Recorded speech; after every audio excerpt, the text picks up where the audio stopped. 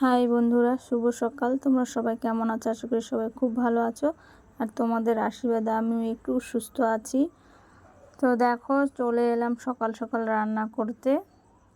আর এর আগের ভিডিওতে তো বলেছিলাম যে আমি সকালে রান্না করলে এই জায়গাটায় লাইট জ্বালিয়ে রান্না করতে হয়। তো অন্ধকার হয়, বোঝা যায় না, যে তার জন্য লাইট জ্বালাতে হয়। মনে হয় যে রাত্রেবেলা রান্না করছি, কিন্তু না, সকালেই রান্না করছি। তো দেখো, আজকে আমি একটা ছোট মাছের চচ্চড়ি করে তোমাদেরকে দেখাবো। তো প্লিজ কেউ স্কিপ করবে না, পুরো ভিডিওটি দেখতে থাকো। তো প্রথমে আমি মাছগুলো যে দেখো ভেজে নিয়েছি, তারপরে আলুটা কেটে রেখে দিয়েছি। এই যে দেখো আলু। আর এইখানে দেখো কড়াইয়ে পেঁয়াজ কাঁচা লঙ্কা কুচি করে দিয়ে দিয়েছি।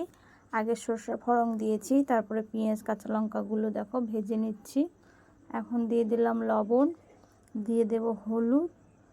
এই যে দেখো, তারপর ভালো করে ভেজে নেব পেঁয়াজগুলো। লবণ হলুদ দিয়ে হালকা করে লাল লাল করে ভেজে নেব। তো তোমরা ছোটো মাছের চচ্চড়িকে এইভাবে রান্না করে খাও, অবশ্যই বলবে। আমাদের বাড়িতে এই চচ্চড়িটা প্রায়ই হয়। তো তার জন্য এবার করেছি, এটা অনেক দিন পর চচ্চড়িটা রান্না করেছি, তাই তোমাদের সঙ্গে একটু শেয়ার করলাম। তো তোমরা অনেকেই বলতে পারো যে একই রান্না বারবার দেয়। তো আমি বাড়িতে যেটা রান্না করি সেই রান্নাটাই সবার সঙ্গে শেয়ার করি। তবে হ্যাঁ, ইউটিউবে আমার একটা চ্যানেল আছে, ওই চ্যানেলের জন্য আমি অনেক প্রচুর টাকা ঢেলেছি রান্নার জন্য। তো তার জন্য আমি আর কোনো টাকা ঢালতে চাই না।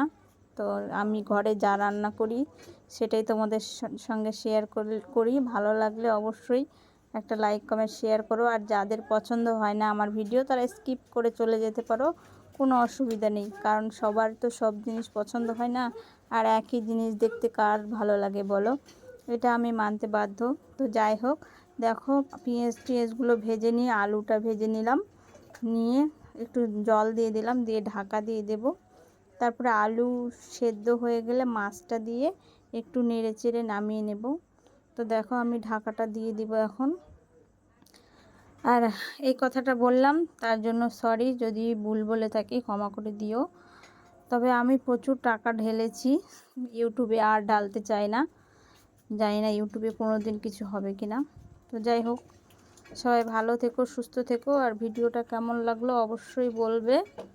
এই দেখো দেখো চচ্চড়িটা হয়ে গেছে।